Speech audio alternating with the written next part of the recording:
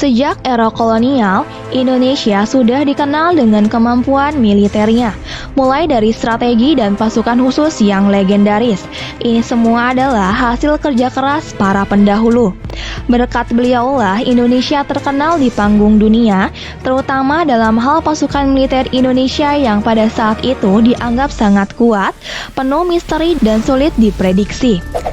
Sebuah situs yang membahas kekuatan militer dunia, Global Firepower, merilis data di situs webnya pada tahun 2020, pasukan militer Indonesia menduduki peringkat ke-16 dan menjadi yang terkuat di kawasan Asia Tenggara. Bahkan sampai mengungguli Australia dan Israel yang bisa dikatakan maju dalam hal teknologi dan pengetahuan. Sebenarnya, apa sih yang membuat militer kita itu disegani? Berikut ini adalah fakta militer Indonesia yang membanggakan dan berkelas di mata dunia.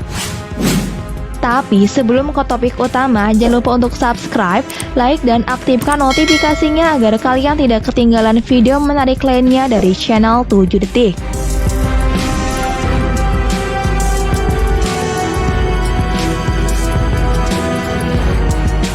1. Jumlah personil. Tentara Nasional Indonesia dikenal sebagai salah satu organisasi yang memiliki beberapa kesatuan siap untuk bertempur. Pasukan militer kita memiliki total 800.000 personil dengan 400.000 diantaranya merupakan pasukan aktif.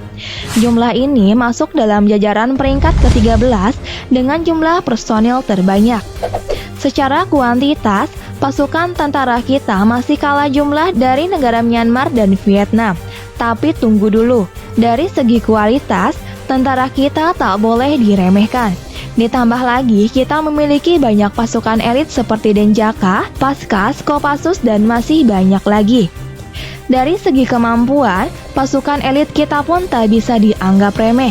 Tak tanggung-tanggung, pasukan elit Kopassus menjadi nomor 3 terbaik di dunia berdasarkan penilaian dari Discovery Channel Military Edition. Mantap kan?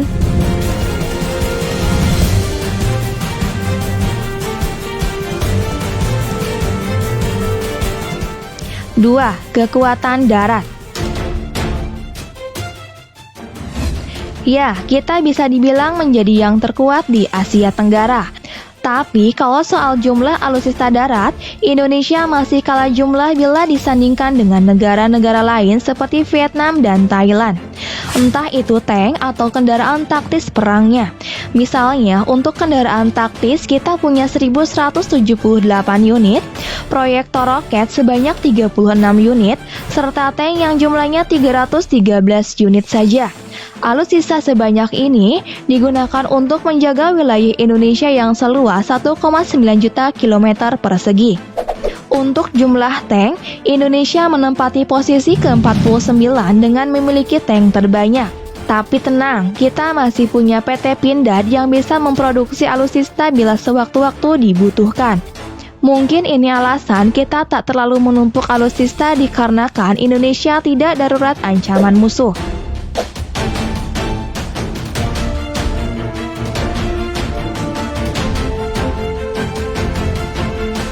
3. Kekuatan udara. Tidak hanya ranah darat, kekuatan udara kita pun tak jauh berbeda dengan jumlah yang ada. Hal ini lagi-lagi bisa kita lihat dari jumlah alutsista udara kita. Kekuatan udara Indonesia masuk dalam peringkat ke-28 dunia. Tercatat, Indonesia memiliki 462 unit udara perangnya yang terdiri dari 41 jet tempur, 16 helikopter tempur, 54 transport, dan berbagai kendaraan tempur lainnya. Kita bisa bangga karena dengan jumlah ini, Indonesia dapat mengungguli jauh negara tetangga kita yaitu Malaysia dan Singapura.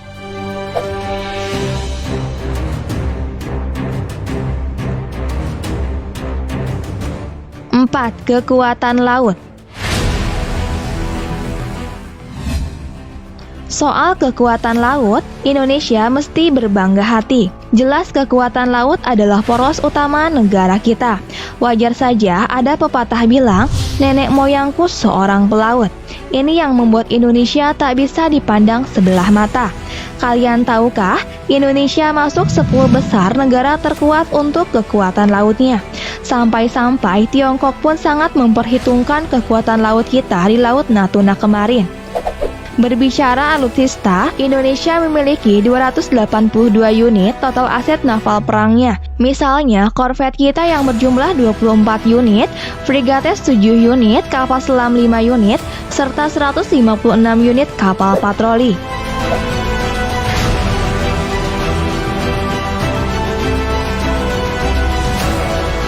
Lima, anggaran. Kekuatan militer tak hanya dinilai dari seberapa banyak alutsista yang dimiliki, tapi juga berapa duit yang dipunyai. Soal uang, diketahui budget militer Indonesia sekitar 7,6 miliar US dollar. Anggaran kita sedikit meningkat daripada tahun 2019 lalu. TNI Angkatan Darat, Angkatan Laut, dan Angkatan Udara Indonesia saat ini memang tidak bisa diremehkan.